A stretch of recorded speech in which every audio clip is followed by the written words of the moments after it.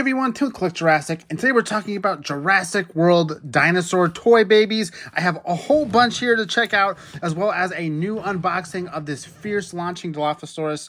Just added it to my collection, so we'll be checking that one out, doing some comparisons with these other baby dinosaurs we have. We have Blue, Carnotaurus, Indominus Rex, Pyroraptor, and then of course Dilophosaurus 2. I have a couple more off camera that I'll bring on too to do some comparisons. So lots of cool stuff today. Checking out these little tot-sized dinosaurs, all from Mattel, with tons of fun electronics and features like that. So let's go ahead and jump right in. I did want to talk about some of the older ones I have first here. From Camp Cretaceous, we have Carnotaurus. I think this is actually supposed to be Toro, as well as the baby Indominus Rex here. And one thing that's really cool about the Indominus Rex is it does have these like very realistic looking eyes. It's like a double, well, I guess it's a one-layer paint job, but they put it in such a kind of a gloss shell that it looks a little bit more real than a lot of what these other eyes look like. But I think Dilophosaurus and Pyroraptor here have something similar versus just this paint job. But I mean, even just sort of the exaggerated proportions of this guy aside, he is very realistic with lots of, you know, scaling and bumps and all that stuff. Makes him feel like Indominus. Same thing with Toro here. Lots of nice detail. Again, if you put aside the the proportions with the huge heads and huge feet, that's kind of the style for all of these Jurassic World baby dinosaur toys. They all have that sort of oversized head, oversized feet kind of thing. But another fun detail with both of these is that their arms actually move. They are articulated. Even Carnotaurus's little tiny arms move back and forth, which is funny. You can see Toro's got his little nose scar here too. What really is special about these is the electronics, those kinds of features. I think the Indominus used to have a... Oh yeah, there you go. So it comes with a piece of meat, which I neglected to bring on camera, but that's okay. You literally put the bait in his mouth and he snaps down and eats it. That's a pretty common theme for all these. And I think he also has a button on his nose too.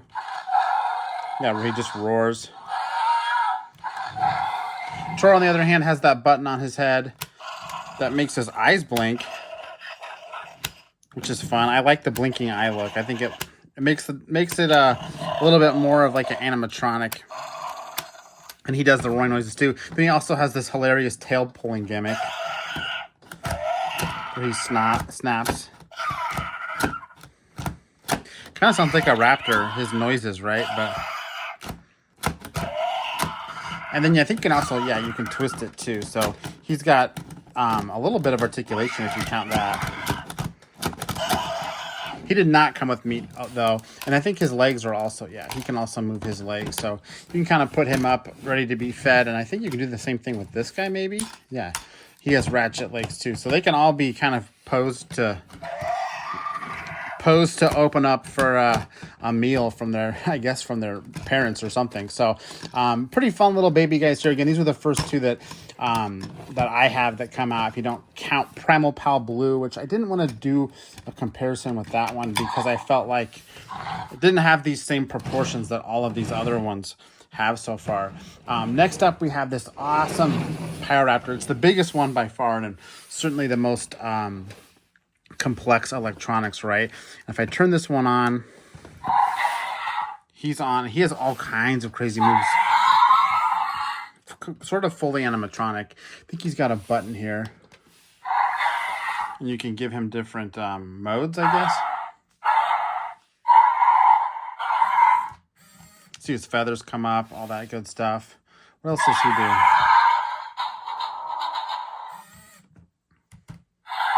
And I guess he's activated by touching his chin. Maybe here too. Oh, cool. So a little more complex and definitely a lot more paint going on with the black and red and gray. The feathers. Let's see if we can turn this guy into a different mode. His arm, nothing's articulated on him. He's going to be all tied up in his electronic action feature, but pretty bulky toy. Pyroraptor's an interesting choice because, you know, you'd think a raptor or a T-Rex would blend itself to this sort of larger size treatment, but this did come out with Dominion, so I understand why they wanted to do something a little bit more. How do I get this? There we go. Whoa, now he's really going crazy. Wow, that's... See if I can change his mode. I think that's just his regular mode. So lots of cool roars and stuff on him. That's the huge Pyroraptor. Again, the biggest toy I got. I'm going to go ahead and turn him off so he's not roaring. And then, of course, we have this guy is hilarious. I did just do a full review of this little Screaming Blue. If you want to check that out. He also has articulated arms and one articulated leg, and his other leg, of course, is tied to that scream. You can do any amount of scream you want, depending on how much you open the mouth and how long you hold it open. Kind of a fun little gimmick there, but the same sort of idea here with the bigger feet, the bigger eyeballs, the bigger head, all in that vein of sort of, exaggerated baby dinosaur proportions. But let's go ahead and talk about fierce launching Dilophosaurus here. And by talk about, I mean, let's go ahead and get him out of the box so we can check out. I think he has something a little novel in that he's got some missiles that launch. So I'll go ahead and pop them out. Real quick packaging, we've got the Dino Trackers packaging. This one's technically from, I think, a few months ago. But you can see here, shows the Dilophosaurus nice and big here. Even has a cutout for his frill back here. Shows some of the actions he does. And also shows, again, just back here, legalese and using that missile launcher function. So he really spits venom, which is a novel idea for the Dilophosaurus toy. Have that launching aspect. I don't know off the top of my head if I can think of another Jurassic Mattel toy that actually does that. Well, let's see if we can get this one out here. There we go. Hey, that was easy. So I gotta get those missiles out too. So I'll go ahead and grab those. Sorry, I gotta pull these off the camera. There we go. Pop those out of here. It's kind of fun. They're green. They have kind of like a globby sculpt on them. So they almost do look like venom. Technically, if this was like much like the film, we'd make those missiles black. But green is kind of fun. I think that's a little more gross for kids than black. Kind of like boogery. So first impressions of this guy out of the box is he's got a nice dynamic pose with his kind of feet 1 foot behind the other.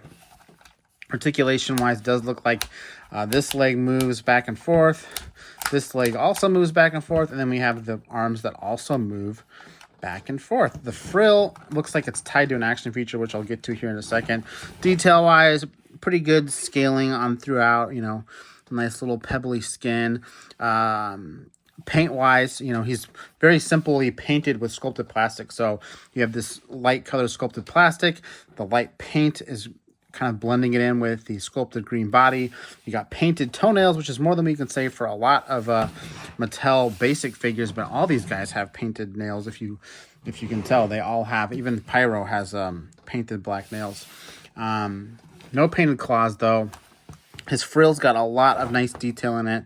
Kind of that classic yellow and red that you see with Jurassic Park's Dilophosaurus, but here with Jurassic World as well. Red sculpted plastic crests, a little bit of dark green striping on the body to make it feel a little more tense. I'm actually gonna. Looks like his tails can be moved around too, so I moved his tail to make it look like it was. I don't know which way is the best way to put it. Should it be down or should it be up? Hard to say. I'm going to put it up like that. That looks a little bit more fun, pushed up. So action feature-wise, I think if we... Yeah, he's... Oh, I love the noises. Just like the movie. And if you press that button, you can see the frills opening. The question is, does he launch his missile every time you do that? So if I open his mouth and push that in, let's see. Oh, yeah. He pushes it really well. He shoots it out pretty well, too. I think it's got some pretty good distance on it. Here, we'll do it from off camera. Oh, yeah. You got 2 missiles, just in case you lose one or you want to fire up twice. But if you just kind of open the mouth, you can see he's got it primed in there. But if I press it down all the way, he's going to shoot it out. And that's super fun. I mean, that's kind of like the signature feature of the Dilophosaurus, right? Is spitting venom here. It also differentiates him from these little guys that came out for Dominion 2. I mean, very similar figure. I think we had like a blue version too of these guys. These little, I think they were called, these weren't the Dino Tracker versions, but they had like I think they were called like pals or something like that. But you can see how similar the Dilophosaurus is. It's a little bit lighter green tone. The frill isn't quite as detailed. But even these guys had a little bit of electronics on them. They have this like, obviously making the noise, opening their mouth. They also did a walk. And he actually makes his frill come out while he does that. So kind of a different play action feature that he has versus this guy's launching. And I think besides the launching part of this guy, you know, it's really just the roars he makes. They look like nice little siblings. This guy's a little bit brighter green, but otherwise they almost look identical in styling and all that. It's just this this fierce launching version. It's a little bit bigger, but he fits in really nicely next to Toro, next to Indominus. They all look like they are sort of from the same family, and even the Screaming Blue and Pyroraptor, they all look very much like you know, a whole toy series. And I like the Dilophosaur does have those nice glossy eyes too, which gives them a little more life, like Indominus and Pyroraptor over here. But the highlight for me is definitely going to be that frill and those movie accurate noises, especially the little Dilophosaur hoot. It is missing some of the hoots, like where he's not attacking, but I get it. He is technically supposed to be, you know, doing his attack versus just his little playful hoots. Oh, that one just launched really far away, and that is why I have 2 missiles, because I'll have to go find that one later. But a super fun toy, this Fierce Launching Dilophosaurus, and most of these are actually still available if you are interested in tracking them down. But I personally really recommend the blue and Dilophosaurus. They're pretty great. Again, I have a review for blue if you want to check that one out. But this Dilophosaurus is new to me, and obviously I'm pretty happy with it. It's definitely very stylized. It's not a film accurate Dilophosaurus, but it's fun for what it is, and you gotta love those noises and that frill action feature. So really good stuff. But I think that's all I have to say about these Jurassic World baby dinosaurs toys. I hope you enjoyed this little bit of a different review and toy showcase. I certainly enjoyed playing with them for you all, but I think that's all I got. I'm Tim the Collect Jurassic, and I'll see you next time.